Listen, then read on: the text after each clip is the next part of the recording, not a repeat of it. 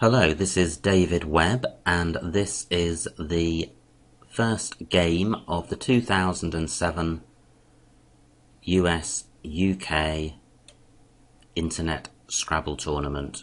There are 3 players on each team, and 9 matches will be played in total, with the first country reaching 5 points, 5 games, 1 being the winners. Tonight I am playing Jeff Thievenot, who is has the ISC handle of frogeye, and this will be a live cockpit video of our game. The right hand side of the screen contains chat between players. That will be disabled once the game starts, so that neither player gets any unfair assistance. Right, that's an excellent rack for us. It's Jeff's turn, Frogeye's turn to go first. We don't see his rack, but we see his clock ticking down at the top of the screen. And we have a bingo on our rack. We have Bittier. Let's hope that Frogeye doesn't prevent us from playing it. We can see at the bottom left of the screen how many tiles are left. Those are the tiles left in the bag. There's 100 tiles to start with. We have 7 each on our rack, so there's 86 in the bag. It would be nice if Frogeye changed his tiles, because then we could play across here with the B on the double letter square for about or exactly 74 points. Right, Jeff plays Vatic, and I think he has managed to block our Bittier. So we now need to see if we can find an 8-letter word through any of the tiles that are on the board. And I cannot see an 8-letter bingo there. So I'm going to play BIT. Well, let's wait. Maybe we can find a double-double using just 6 of our tiles. No, I can't see one, so I'm going to play Bit, which is a good leave and cuts out a lot of these floaters, but doesn't score very well. Well, we don't have a bingo on our rack, but we do have the Z, so we will be looking to score well with the Z and leave a reasonable rack leave. Now, a reasonable rack leave would certainly be one without the U, and words using the Z and the U include putz, P-U-T-Z. There's nowhere to play that at the moment, so we will see what Jeff does. With the board as it is at the moment, we could just put the Z on top of it here to make zit for 32. We also have bays down here from the BA onto the double word score, but that leaves us with the U and uses up the E, which is a good letter, and we'd like to hang on to that if we can. Well, that's good. We can play putz down here.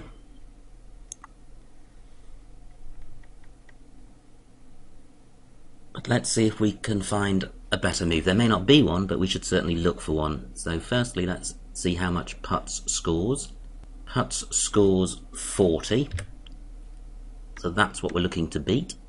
It would be nice to get the Z next to the O here and play downwards, but I can't see any word which plays down. The problem being that none of my tiles goes next to the U to make a 2-letter word. So let's play putz.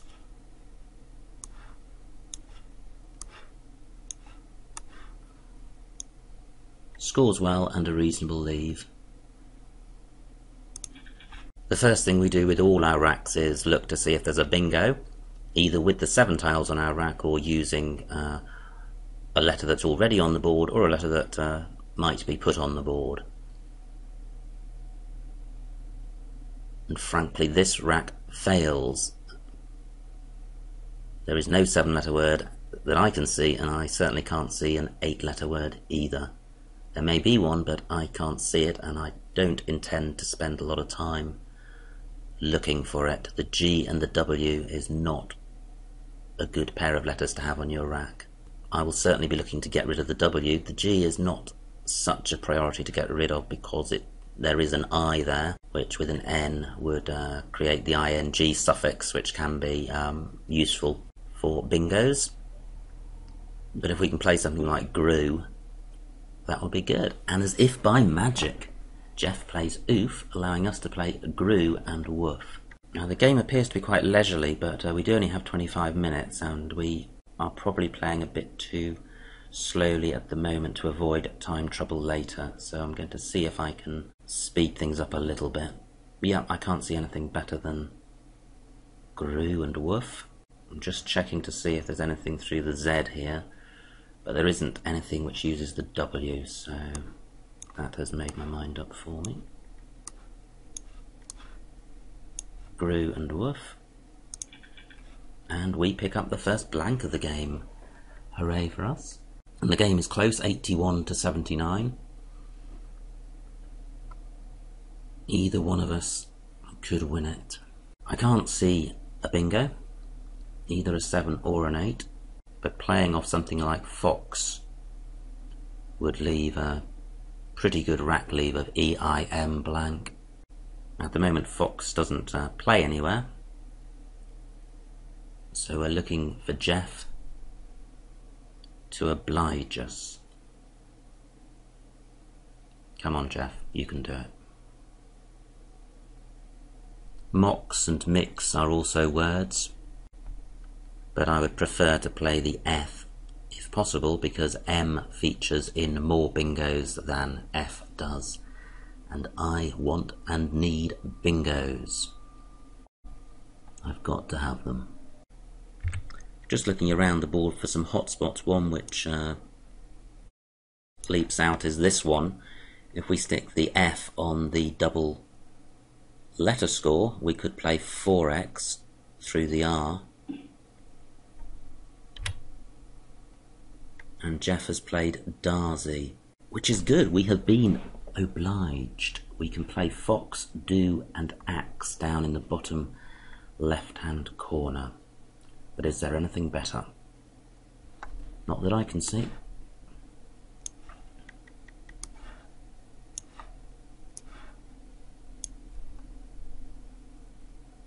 That scores 51 points, which is good. Jeff's move really has opened the board quite a bit, because he's almost certain to take out the triple word square rather, down here. But that in turn is going to open up the board for plays parallel to it, and also down onto this tile, or perhaps hooking at the end here. Let's now concentrate on my own rack. I think there probably is a bingo there, and I'm going to spend some time looking for it. Jeff plays Toker. I'm not 100% sure of that. The scores are close. I think I will challenge him. Yeah, and it's good. Great.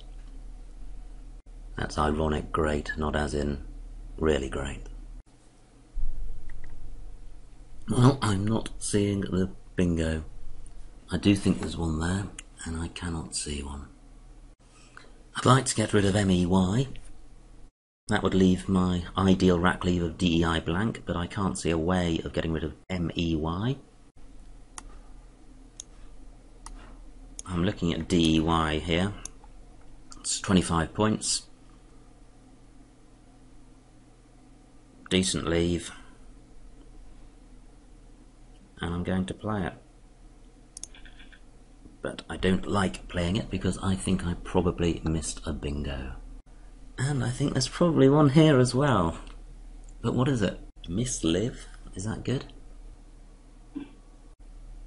Millvine is good, but I don't think there's anywhere to play it. I'm thinking about playing the meal across here for 32 points, but it wrecks the rack leave and it opens up triple word scores. But I've got the blank, and an open board may be of benefit to me. I think I will do that.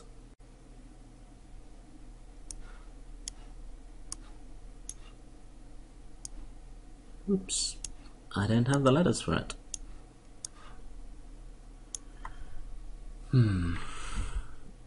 Vermeil.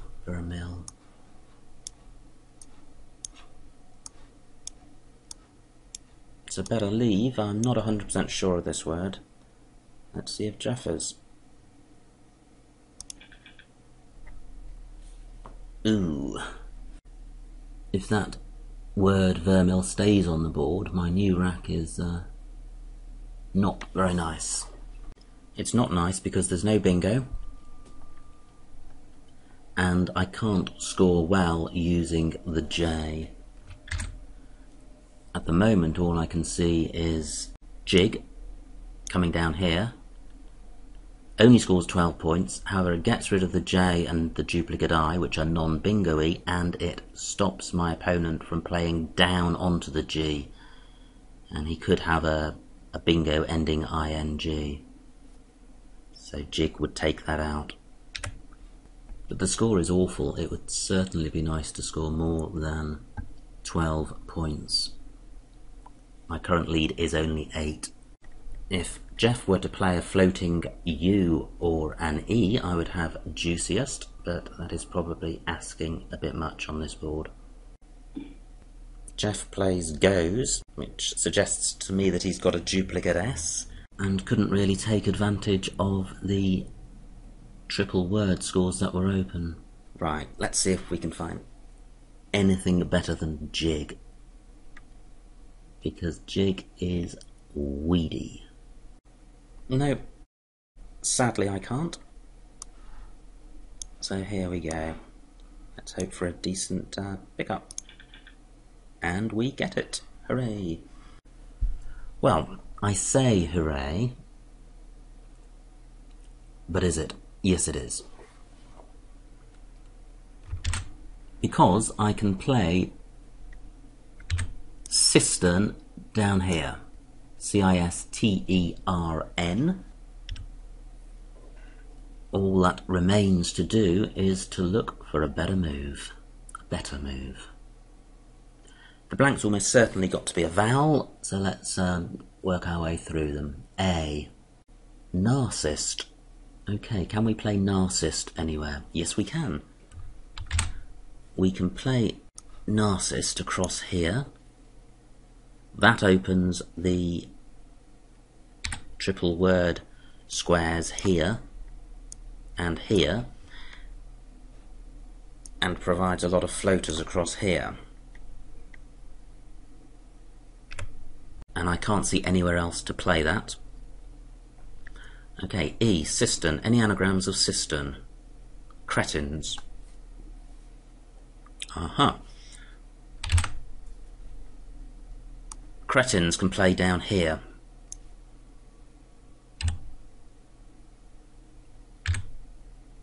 There we go. That's a better looking line. Cretins. Okay, let's quickly run through the others. I, nitrix. Don't know. Not sure if that's good. O, cornist. Possibly. Cistron and citrons. Cistron and citrons. Yeah. I like that because it doesn't put an E out as a floater. U, no. Okay, so cistrons or citrons. Well, it'll have to be citrons to end in the S. So let's do that.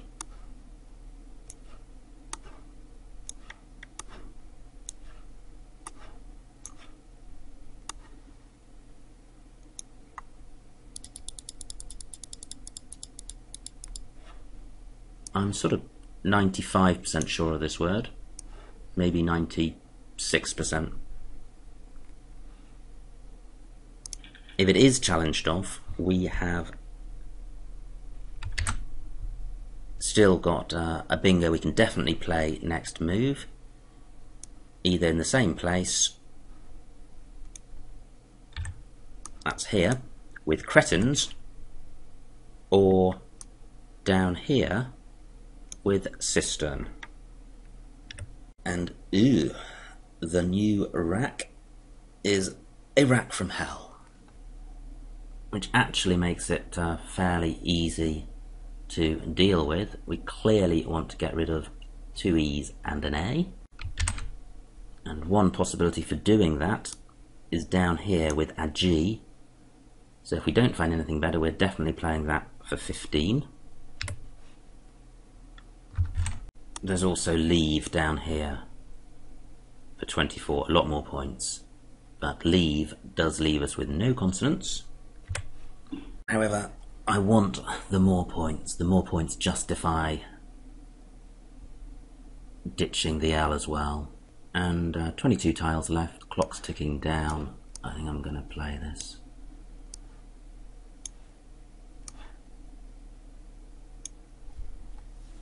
Leave. Okay.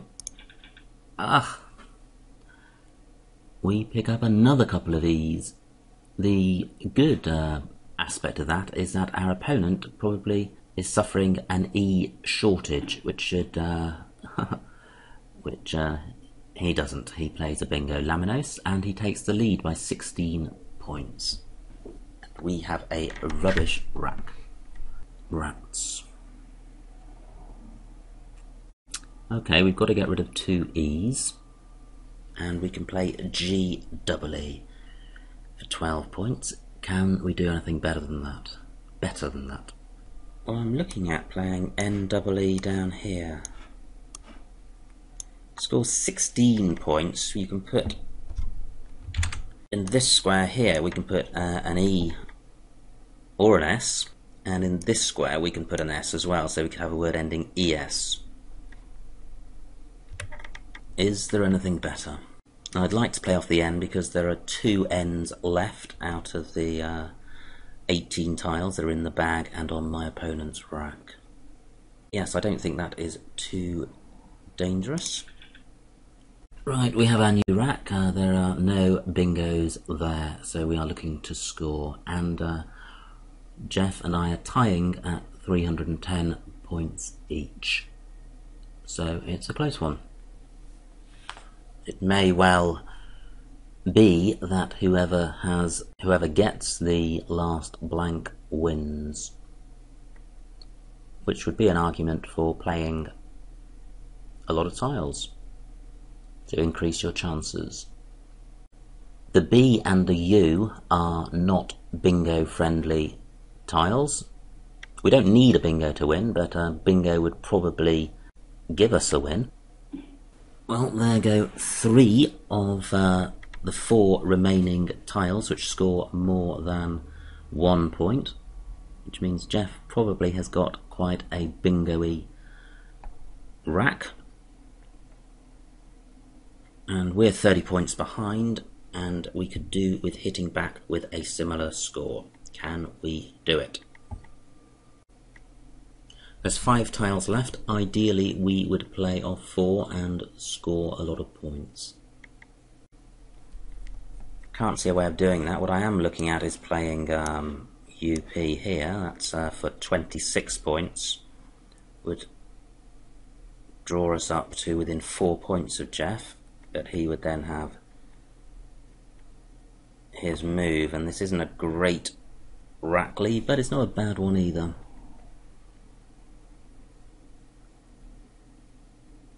Can we do better than 26 points? Nope, I'm going with that. And we pick up another U, and looking at the tiles that are left, which we can see down here, I would be expecting Jeff to play a bingo. But who knows? We do not have a bingo. But we do have the B and the H, which are the two remaining high-scoring tiles. So if Jeff does not get a bingo, well, he does.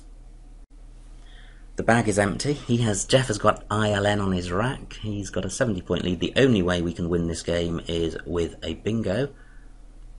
So I am going to look for one. At some point I need to stop looking for a bingo and just look to score, to play the best move I can, to play the least losingest move in a situation where all moves are losing.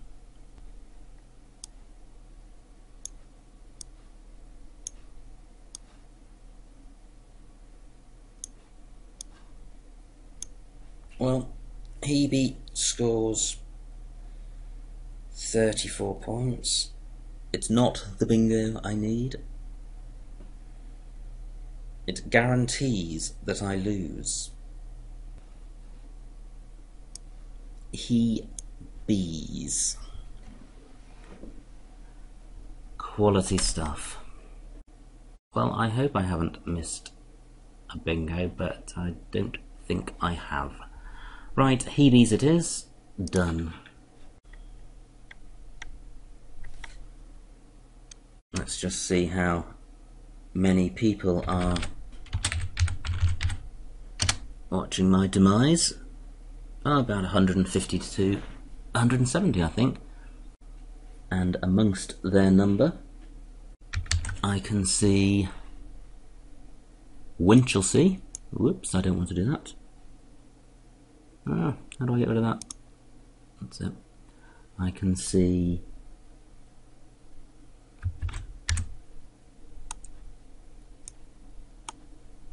Winchelsea and Pooh, who are the other two members of the England team. So good luck to them for tomorrow night. I am about to click pass because my opponent's gone out and I'm not challenging the word link. So here we go, I click pass and then I officially lose. And that's it. Frogeye wins the game, 1-0 to the US. Well done, US. But it's not over yet. Now what I'm going to very quickly do is click on my own name and click on history, click examine the game, go back to the beginning and quickly see if I missed anything, any bingos. Great, we didn't miss anything with the Bittier rack. And we'll also see if my opponent missed anything. So I'm rattling through this fairly quickly. I just want to see, really, for missed bingos.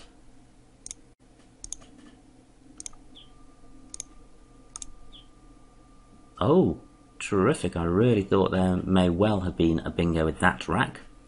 And there wasn't. Splendid. Ooh, Vermil was good. Oh, this list on the right hand side is not telling me the best move, it's just telling me the highest scoring move. So it's only a rough indication of how well you play, but it will almost always identify missed bingos.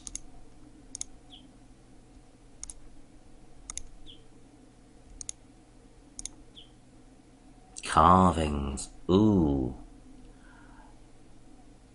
Interesting. That is not a bingo, but it scores 117 points. Interesting. I did not look for that. And I should have done.